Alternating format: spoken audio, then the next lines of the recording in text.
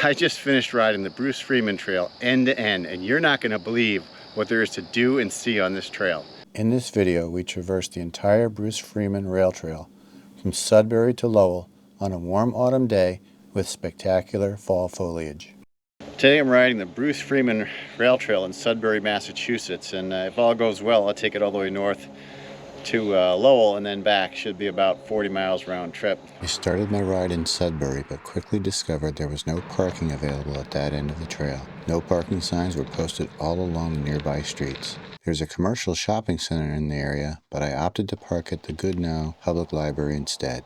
This is currently the southern end of the Bruce Freeman Trail. The trail has been completed in phases, beginning with the first 6.8 mile section between Lowell and Westford, which opened in 2009. The most recent phase in Sudbury, extending from the Mass Central Rail Trail to the Concord town line, was completed in 2025. The remaining railroad right-of-way to the south is now protected, having been purchased by the towns of Sudbury and Framingham. The final phase is currently in the design stage.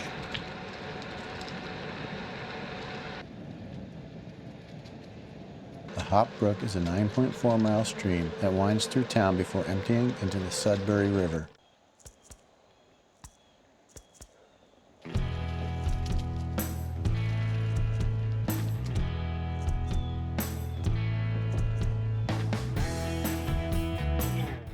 I've been watching on YouTube the progress on the Massachusetts Central Rail Trail, and it's great that the Mass Central here in Sudbury connects with the Bruce Freeman and really makes for a bunch of great riding options, which I plan to explore at some point in the future.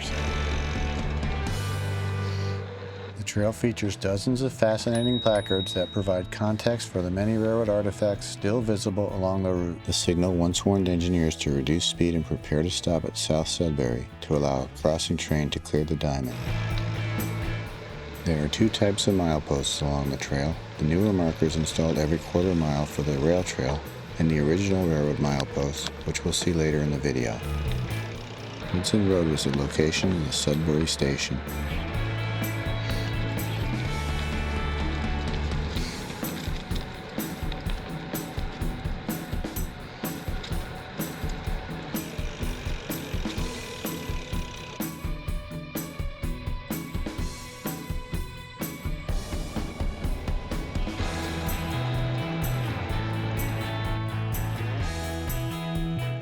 I paused at North Road to admire and share with you the beautiful granite markers. Each one displays the road name and the trail logo, and they've been placed on both sides of every public crossing. I just love this thoughtful detail.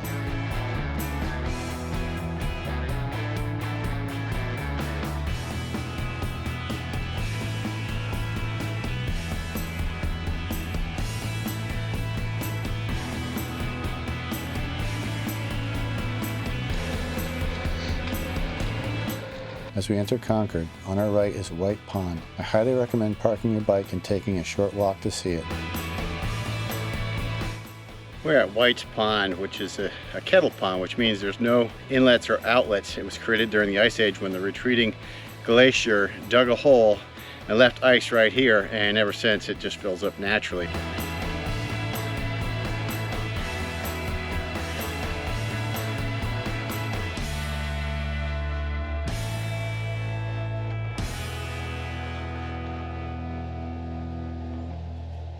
At some point along your ride, you may find yourself wondering, who was Bruce Freeman? Bruce Freeman served as a Massachusetts state representative from Chelmsford from 1969 until his passing in 1986. He was a passionate advocate for the creation of the trail that now bears his name. 3 years after his death, Governor Michael Dukakis signed the bill officially establishing the trail as a memorial to Bruce Freeman's vision and dedication.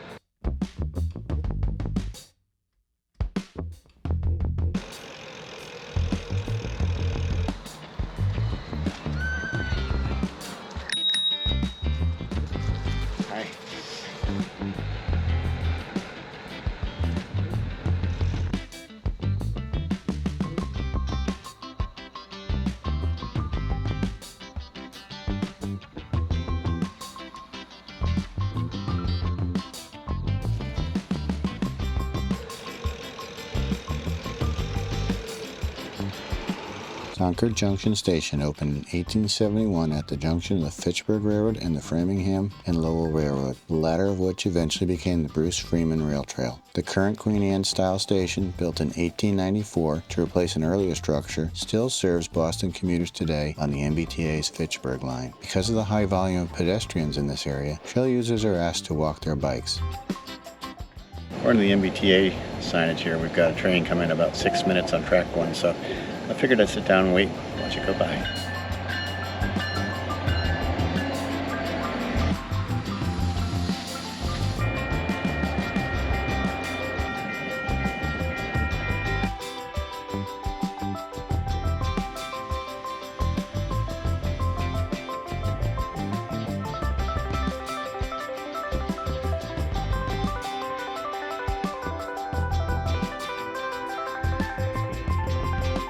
Soon after leaving West Concord, we arrive at Middlesex Junction. This is where the Framingham and Lowell Railroad once met the Middlesex Central Railroad, which connected Concord to Boston via Bedford. The line later became part of the Boston and Maine Railroad's Reformatory Branch. The nearby Reformatory Branch Rail Trail begins about 3.2 miles from here. Although the correctional institution was closed in July of 2024, the tall walls, razor wire, and guard towers still look imposing. Warner's Pond was formed when a mill owner dammed the Neshoba Brook. There are restrooms, water, bike tools, parking, and picnicking available here.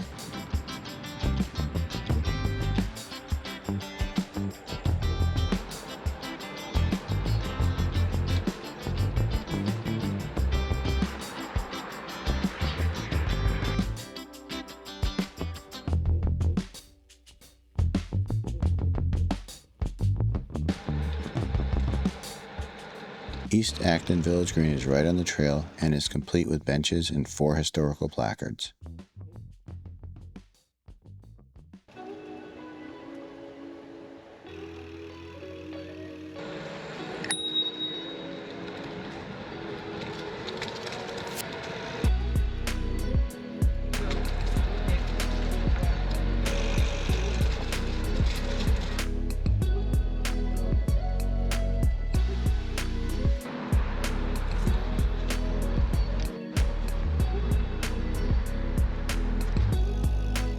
One of the most interesting stops on the way is the Ebenezer Wood Pencil Factory site.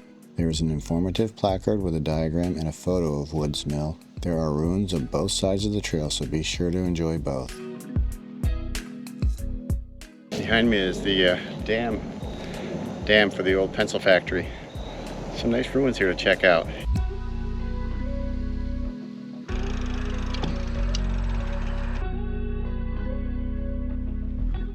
The trail leaves the old railroad right away as it enters the Nathaniel Allen Recreation Area, better known as Nara Park. The park is named in honor of Nathaniel Allen, who received the Medal of Honor for his bravery at the Battle of Gettysburg.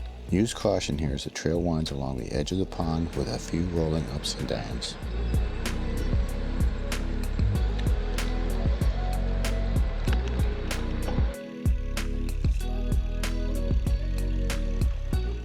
The rough-cut granite mileposts seen along the trail were installed by the railroad, 1 for each mile. Each side shows a different mileage. This one marks 17 miles from Framingham. Just crossed Route 225 in Carlisle, which brings me to the point where I last rode this trail to. Last time I was here, the rails were in place south of here, so now I'm going to be continuing north, probably for about another 10 more miles until we get to the south end of Lowell. I was just thinking about it. The last time I rode this had to have been more than a decade ago. The trail offers scenic views of Hart Pond, a favorite local destination for swimming and fishing. According to the Massachusetts definition, Hart Pond qualifies as a great pond with a surface area exceeding 10 acres.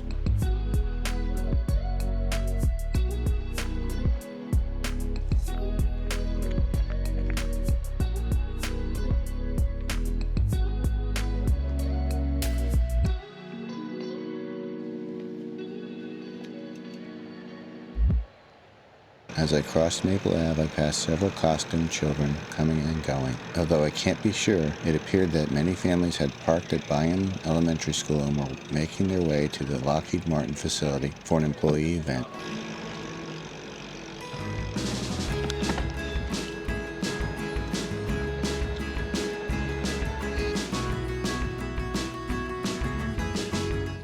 We encountered railroad milepost 22 just south of Chelmsford. This milepost indicates that we are 22 miles from Framingham and 4 miles from Lowell. We entered Central Square, the heart of historical Chelmsford. Alongside the terrific artwork, visitors will find historical placards that share stories about the area's past, the development of the trail, and the Framingham and Lowell Railroad. The original railroad freight house has been thoughtfully incorporated into Brick House Center Pizza.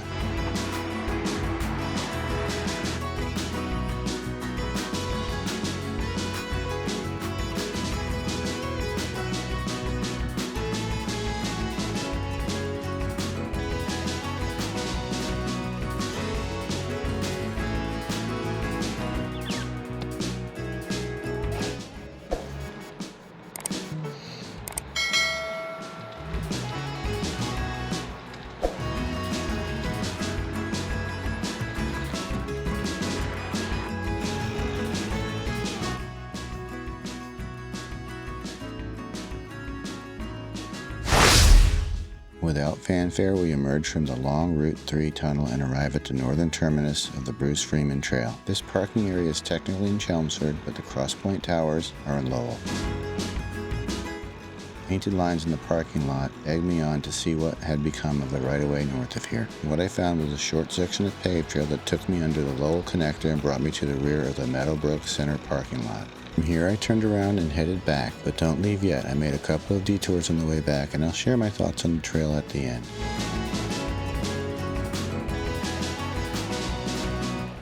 With the sun sinking lower in the sky, I took a brief detour from the trail to catch a glimpse of Warner Pond.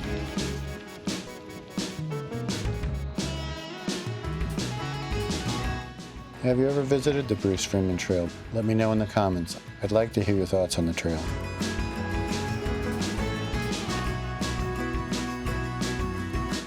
My last off-trail stop was the historic Sudbury Village Green. Signs and a short paved trail lead the way, and it was absolutely worth the visit.